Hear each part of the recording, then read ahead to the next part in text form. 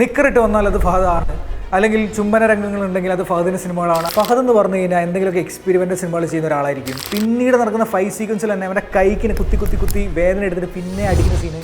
പണ്ട് സ്കൂളിൽ പഠിക്കുന്ന സമയത്തേ ഞാൻ ഈ ക്യാഷൊക്കെ സേവ് ചെയ്ത് റിലീസ് പടങ്ങൾ കാണാൻ വേണ്ടിയിട്ട് കോഴിക്കോട് ടൗണിൽ പോകും. എൻ്റെ നാട്ടിൽ നിന്നൊരു 50 കിലോമീറ്റർ അടുത്തുണ്ട് കോഴിക്കോട് ടൗണിലേക്ക്. അപ്പോൾ ആരും അറിയില്ല. അങ്ങനെ പടമൊക്കെ കണ്ട് തിരിച്ച് വന്നിട്ട് കുട്ടികളോട് ഷെയർ ചെയ്യുന്നൊരു ഒരു വൈബ് ഉണ്ടല്ലോ, എക്സൈറ്റ്മെൻറ്റ് ഉണ്ടല്ലോ. അപ്പോൾ അതിന് വേണ്ടിയിട്ടാണ് മെയിനായിട്ട് ഞാൻ പടം കാണാൻ പോയിക്കൊണ്ടിരുന്നത്. അങ്ങനെ ഒരു ദിവസം ഇതുപോലെ തന്നെ പൈസയൊക്കെ സേവ് ചെയ്ത് കഷ്ടപ്പെട്ട് കോഴിക്കോട് ടൗണിൽ പോയി പടമൊക്കെ കണ്ടിട്ട് നേരെ ബസ് സ്റ്റാൻഡിലേക്ക് പോയി. ബസ് സ്റ്റാൻഡിൽ അന്ന് ഒരുപാട് സി ഡി കടകളുണ്ട്. അത്യാവശ്യം പൈസ കുറച്ച് സി ഡികൾ കിട്ടും. അപ്പോൾ ഈ സി ഡി കടയിൽ ഞാനിങ്ങനെ ചെന്നിങ്ങനെ നോക്കി നിൽക്കും. സെൻട്രൽ, മൊസർബിയർ, അങ്ങനെ ഒരുപാട് ബ്രാൻഡുകളുണ്ട്. ഒരു ദിവസം ഞാനൊരു പടത്തിൻ്റെ ഒരു ചെറിയൊരു കട്ടൗട്ട് കണ്ടു ഒരു സി ഡി കടയുടെ മുന്നിൽ. ഞാൻ നോക്കിയപ്പം ചാപ്പാക്കുരിശ്. അപ്പോൾ ഒരു വെറൈറ്റി പേര് പോലെ തോന്നി. അങ്ങനെ എനിക്ക് അതിൽ നടന്മാരെ വലിയ ഒരു അറിവൊന്നുമില്ല. പക്ഷേ വിനീതിനെ എവിടെയൊക്കെ കണ്ടിട്ടുണ്ട്. ബാക്കിയാരും എനിക്ക് അത്ര ഐഡിയ ഒന്നുമില്ല, കാരണം ചെറിയ കുട്ടിയാണല്ലോ. ഞാൻ പിന്നെ രണ്ടും കൽപ്പിച്ച് ചാപ്പാക്കുരിശ് സി ഡിങ് വാങ്ങി. നേരെ ബാഗിലിട്ട് വീട്ടിൽ പോയി. എൻ്റെ ഒരു പ്രധാന പരിപാടി എന്ന് പറഞ്ഞു കഴിഞ്ഞാൽ രാത്രി ആവുന്ന സമയത്ത് ആരും കാണാണ്ട് അപ്പയും അമ്മയൊക്കെ ഉറങ്ങിയ സമയത്ത് നേരെ വന്നിട്ട് ടി വി ഓണാക്കും. DVD പ്ലെയറിൽ നമ്മുടെ അറിയാലോ, നല്ല പടങ്ങൾ ഓൺലിയേ, തെറ്റിദ്ധരിക്കരുത്. അങ്ങനെ DVD പ്ലെയർ ഓണാക്കുന്നു, ചാപ്പാക്കുരിശിൻ്റെ CD ഇടുന്നു. പടം തുടങ്ങി.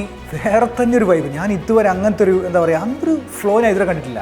സാധാരണ മലയാള സിനിമ എന്ന് പറഞ്ഞു കഴിഞ്ഞാൽ ആ സമയത്ത് ഒരു നായകൻ്റെ ഇൻട്രോ, പാട്ട്, ഡാൻസ്, സെലിബ്രേഷൻ, കളർഫുൾ, ഇങ്ങനെയൊക്കെയാണല്ലോ. കോമഡി ട്രാക്ക് വേറെ സൈഡിൽ കൂടെ പോകുന്നു. ഇത് അങ്ങനത്തെ ഒരു പരിപാടിയില്ല. ഭയങ്കര റോ, വലിയ ലൈറ്റ്സ് ഇല്ല, കളേഴ്സ് ഇല്ല, ഒന്നുമില്ല. പക്ഷേ എനിക്ക് പടം ഭയങ്കര ഇഷ്ടപ്പെട്ടു. ക്ലൈമാക്സിലേക്ക് വന്നൊരു പോർഷൻ ഉണ്ട്. ഇവർ രണ്ടുപേരും തമ്മിൽ ഫൈറ്റ് ചെയ്യുന്ന സീൻ. ഈ നമ്മുടെ DVD പ്ലെയർ ഉപയോഗിച്ചവർക്ക് അറിയാം, അന്ന് ഈ ലൂപ്പിൻ്റെ ഒരു ഓപ്ഷൻ മിക്ക DVD പ്ലെയറിലും ഉണ്ടാവും. ഒരു സീൻ തുടങ്ങുന്ന സമയത്ത് നിങ്ങളൊന്ന് ക്ലിക്ക് ചെയ്യുന്നു, പിന്നെ നിങ്ങൾക്ക് ഇഷ്ടമുള്ള സീൻ തീരുന്ന സമയത്ത് നിങ്ങൾ ഒന്നുകൂടെ ക്ലിക്ക് ചെയ്ത് കഴിഞ്ഞാൽ ആ സീൻ മാത്രം ഇങ്ങനെ ലൂപ്പ് ചെയ്തിങ്ങനെ റണ്ണായിക്കൊണ്ടിരിക്കും. അപ്പോൾ എൻ്റെ ഒരു പരിപാടി എന്ന് വെച്ചിട്ടുണ്ടെങ്കിൽ ഈ ക്ലൈമാക്സിൽ ഈ ഫൈറ്റ് കണ്ടിട്ട് ഞാനിങ്ങനെ അത് ലൂപ്പിലിട്ട് വെച്ചു. ഒരു മണിക്കൂറോളം ഞാൻ വീണ്ടും ഇങ്ങനെ ഇരുന്ന് കണ്ട് എനിക്ക് അത്ര ഇഷ്ടപ്പെട്ടു പോയി. കാരണം ഭയങ്കര റോ. അതിൽ ആ ഒരു മൂവിയിലാണ് ഫഹദ് ഫാസിൽ എന്ന് പറയുന്ന നടൻ ശരിക്കും ഞാൻ വാച്ച് ചെയ്യുന്നത്. അയാളുടെ ഒരു ഇമോഷൻസ്, അയാൾ കൊടുക്കുന്ന ചില എക്സ്പ്രഷൻസ്, മൈന്യൂട്ടായിട്ടുള്ള സംഭവങ്ങൾ ശരിക്കും പറഞ്ഞാൽ നമ്മുടെ ഉള്ളിലേക്ക് കയറി ഇത് എങ്ങനെയാണെന്ന് മനസ്സിലാവുന്നില്ല. അതിൽ ഫഹദ് ഇങ്ങനെ വിനീതിൻ്റെ ക്യാരക്ടറിനെ തപ്പി നടക്കുന്ന ഒരു സീനുണ്ട്. ലാസ്റ്റ് നടന്ന് റിങ് കേൾക്കുന്നില്ല ഫോണിൻ്റെ. പക്ഷേ ഇവൻ ഇവിടെ ഉണ്ടെന്ന് മനസ്സിലാകുന്ന സമയത്ത് പെട്ടെന്ന് ഇരുമ്പിൻ്റെ കമ്പിയോ പൈപ്പോ എന്തൊരു സംഭവം തോന്നുന്നു, അത് പിടിച്ചെടുത്തിട്ട് നേരെ ചില്ല അടിച്ച് പൊടിച്ചിട്ട് അപ്പുറം നിൽക്കുന്ന വിനീതിനെ ആ ഹോളിൻ്റെ ഉള്ളിൽ കൂടെ ഇങ്ങനെ പൊക്കിയെടുക്കുന്ന ഒരു സീനുണ്ട്. നിങ്ങൾക്ക് ആ ഫിലിം ഒന്നുകൂടെ കണ്ടാൽ മനസ്സിലാവും. ഞാൻ ശരിക്കും പറഞ്ഞാൽ ആ സമയത്തുള്ള ഫഹദിൻ്റെ ഒരു എക്സ്പ്രഷൻ, നോട്ടങ്ങൾ, പിന്നീട് നടക്കുന്ന ഫൈറ്റ് സീക്വൻസിൽ തന്നെ അവൻ്റെ കൈക്കിന് കുത്തി വേദന എടുത്തിട്ട് പിന്നെ അടിക്കുന്ന സീന് ഞാൻ റിപ്പീറ്റ് ആയിട്ട് കാണും. അതെനിക്ക് ആ വയലൻസിന് വേണ്ടിയിട്ടല്ല ശരിക്കും ഞാൻ വീണ്ടും റിപ്പീറ്റ് വാച്ച് ചെയ്തത്. ഫഹദിൻ്റെ ചില മൈന്യൂട്ടായിട്ടുള്ള എക്സ്പ്രഷൻസ്, അയാളുടെ ബോഡി ലാംഗ്വേജ്, അയാളുടെ നോട്ടങ്ങൾ, ഇതൊക്കെ എന്നെ വല്ലാതെ അട്രാക്റ്റ് ചെയ്തു. ഞാൻ ശരിക്കും പിന്നീടാണ് അറിയുന്നത് ഈ സാധാരണ സിനിമ ഷൂട്ട് ചെയ്യാൻ യൂസ് ചെയ്യുന്നൊരു ക്യാമറയൊന്നുമല്ല, നമ്മുടെ ഒരു സ്റ്റിൽ ക്യാമറ ആയിട്ടുള്ള 70 ആണ് യൂസ് ചെയ്തിരിക്കുന്നത് ക്യാനൻ്റെ. പിന്നെ അധികം ലൈറ്റ്സ് ഒന്നും യൂസ് ചെയ്തിട്ടില്ല. ഭയങ്കര റോ ആയിട്ട് ഇപ്പോൾ ഒരു സ്ട്രീറ്റിൽ സാധാരണ ആളുകൾ അങ്ങോട്ടും ഇങ്ങോട്ടും നടക്കുന്നു, അതിനിടയിൽ കൂടി ഇവർ അഭിനയിക്കുന്നു. ശരിക്കും നമുക്ക് നമ്മളെ തന്നെ ഫീൽ ചെയ്യുന്ന ഒരു രീതിയിലുള്ള അവസ്ഥ. അങ്ങനെ ഈ ചാപ്പാക്കുരിശ് കണ്ട ശേഷം ഞാൻ അദ്ദേഹത്തിൻ്റെ സിനിമകൾ തേടി പിടിച്ച് കാണാൻ തുടങ്ങി. നോർത്ത് 24 ഗാഥം, ആമേൻ, അന്നയും റസൂലും, ഇന്ത്യൻ പ്രണയകഥ, അങ്ങനെ എണ്ണം പറഞ്ഞ സിനിമകളും അത്തരത്തിലുള്ള പെർഫോമൻസുകൾ. അങ്ങനെ പുള്ളിയുടെ സിനിമകൾ കണ്ട് ഞാൻ പുള്ളിയുടെ ഒരു ഫാനായിട്ട് മാറി.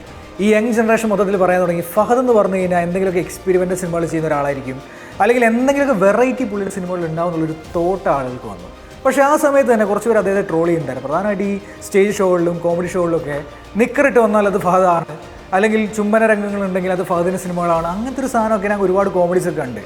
അതുകൊണ്ട് തന്നെ ഈ യങ് ജനറേഷനെ പുള്ളി ചെയ്യാൻ പറ്റിയെങ്കിലും ഫാമിലി ഓഡിയൻസിനെ വല്ലാണ്ട് തിയേറ്ററിലേക്ക് ഇങ്ങോട്ട് ചെയ്യാൻ പറ്റിയില്ല.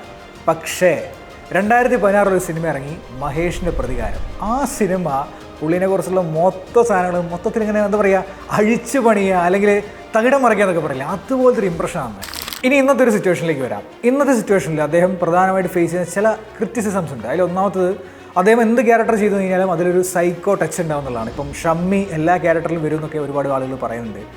അതുപോലെ തന്നെ മറ്റൊരു ക്രിറ്റിസിസമാണ് അദ്ദേഹത്തിന് ചില ക്യാരക്ടേഴ്സ് ചെയ്യാൻ പറ്റില്ല. ചിലപ്പോൾ ശരീരപരമായിട്ടായിരിക്കാം, ചിലപ്പോൾ മറ്റെന്തെങ്കിലും രീതിയിലായിരിക്കാം.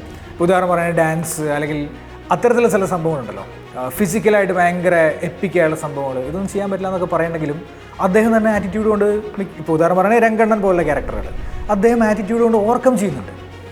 ഇത്തരത്തിലുള്ള വിമർശനങ്ങൾ വരുന്ന സമയത്ത് ഞാനതിനെടുക്കുന്ന മറ്റൊരു രീതിയിലാണ്. അതായത് ഒരു നടൻ എല്ലാത്തരം കഥാപാത്രങ്ങൾ ചെയ്താൽ മാത്രമേ അയാൾ മികച്ച നടനാവെന്ന് പറയുന്നത് തെറ്റാണ്. ഒരു എക്സാമ്പിൾ വെച്ച് ഞാൻ പറഞ്ഞുതരാം. ലോകത്തിലെ ഏറ്റവും മികച്ച നടന്മാരിൽ ഒരാളായിട്ടുള്ള അൽ പാച്ചിനെ നമുക്ക് എടുക്കാം. അദ്ദേഹം ഗോഡ് ഫാദറിൽ അഭിനയിച്ചു, അദ്ദേഹത്തിൻ്റെ ഓൾ ടൈം ക്ലാസിക്കായുള്ള സ്കാർഫേസിൽ അഭിനയിച്ചു, ഡോഗ് ഡേ ആഫ്റ്റർനൂൺ പോലുള്ള മികച്ച സിനിമകളിൽ അഭിനയിച്ചു. ഇതിലൊക്കെയാണെങ്കിലും അൽ പാച്ചിനെ പെർഫോം ചെയ്യുന്ന സമയത്ത് ഭയങ്കര ലൗഡായിട്ടുള്ള ആംഗ്രി ആയിട്ടുള്ള ഇൻറ്റൻസ് ആയിട്ടുള്ള പെർഫോമൻസ് അദ്ദേഹം കാഴ്ചവെക്കുന്നത്. അപ്പം എല്ലാ സിനിമകളും എടുത്താലും അദ്ദേഹത്തിൻ്റെ കഥാപാത്രം നോക്കിക്കഴിഞ്ഞാൽ ഒരു പ്രത്യേക പാറ്റേൺ നമുക്ക് കാണാൻ പറ്റും. അതൊരു സ്കൂൾ ഓഫ് ആക്ടിംഗ് ആണ്. ഉദാഹരണം പറയുകയാണെങ്കിൽ ചില നടന്മാർ ബിഹേവ് ചെയ്യായിരിക്കും, അവരെപ്പോഴും മറ്റ് കഥാപാത്രങ്ങളെ തൻ്റേതായ രീതിയിലായിരിക്കും ചെയ്യുന്നുണ്ടാവുക. അപ്പോൾ എപ്പോഴും അവരുടെ ടച്ച് അതിനകത്ത് ഉണ്ടാവും. ചില കഥാപാത്രങ്ങൾ ചില നടന്മാർ അവതരിപ്പിക്കുന്ന സമയത്ത് അവരുടെ സ്റ്റൈൽ എന്ന് പറയുന്നത് മെത്തഡ് ആക്ടിംഗ് ആയിരിക്കാം.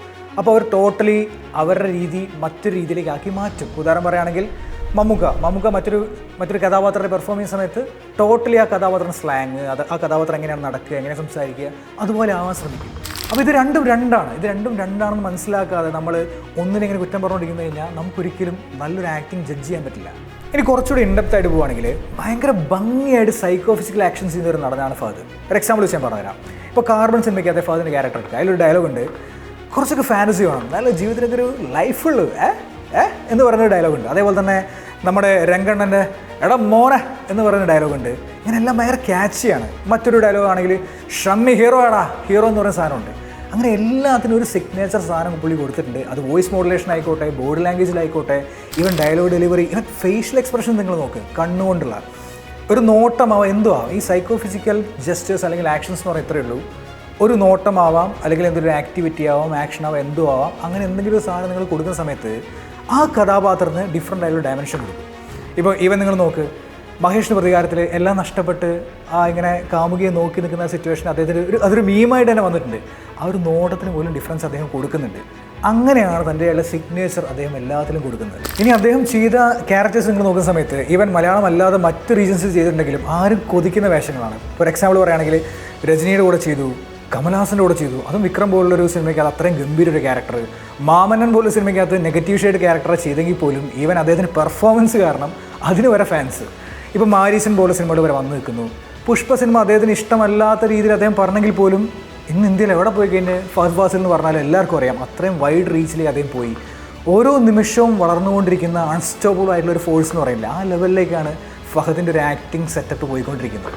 ഇനി മറ്റു ഭാഷകളിൽ പോയി ചെയ്യുന്ന കാര്യം പോട്ടെ, ആവേശ സിനിമ എടുക്കാം. പക്ഷേ ഞാൻ എൻ്റെ ഒരു അഭിപ്രായം പറയാം, ആവേശം സിനിമ ഒരു എക്സാമ്പിൾ എടുക്കുകയാണെങ്കിൽ ഒരുപാട് പാൻ ഇന്ത്യൻ സിനിമകൾ നിങ്ങൾ കാണാറുണ്ട്. അത് വെച്ചൊന്ന് കമ്പയർ ചെയ്ത് നോക്കി. ഈ സിനിമ പ്രോപ്പറായിട്ട് മാർക്കറ്റ് ചെയ്ത് പ്രോപ്പറായിട്ട് ബാക്കിയുള്ള സ്ഥലങ്ങളിൽ ഇറക്കിയിരുന്നെങ്കിൽ ഒരു പക്ഷേ വലിയൊരു ഇൻഡസ്ട്രി ഹിറ്റായി മാറിയാനെ. എല്ലാ സ്ഥലങ്ങളിലും ശരിക്കും പറഞ്ഞാൽ അതിന് കിട്ടിയൊരു റെസ്പോൺസ് ഉണ്ടല്ലോ, അത് പോരെന്നാണ് എനിക്ക് മനസ്സിലായത്. കാരണം അതിന് മാത്രമുള്ള സ്റ്റഫ് ആ സിനിമയ്ക്കകത്തുണ്ട്. ഒരു സിനിമയുടെ കഥയുള്ള കാര്യങ്ങൾ മാറ്റി വെച്ച് അതിനേക്കാൾ കൂടുതൽ പുറത്തേക്ക് വളർന്നു ഒരു ക്യാരക്ടർ കൂടിയാണ് ഈ രംഗൺ എന്ന് പറഞ്ഞ ക്യാരക്ടർ. കാരണം അത്രമാത്രം സാധനങ്ങൾ പുള്ളി ആ സിനിമയ്ക്കകത്ത് കൊടുത്തിട്ടുണ്ട് ആ ക്യാരക്ടറിന് വേണ്ടിയിട്ട്. അദ്ദേഹത്തിൻ്റെ ഒരു കരിയർ ഗ്രോത്ത് നോക്കുകയാണെങ്കിൽ അദ്ദേഹം ആരെയും ഇമിറ്റേറ്റ് ചെയ്യുമോ, ഇപ്പോൾ ലാലേട്ടനെ പോലെ മമ്മൂക്കയെ പോലെ ആവാനോ ശ്രമിക്കുകയല്ല ചെയ്തത്. He built his own territory and made himself unstoppable. So happy birthday to the one and only Fahad Fazil.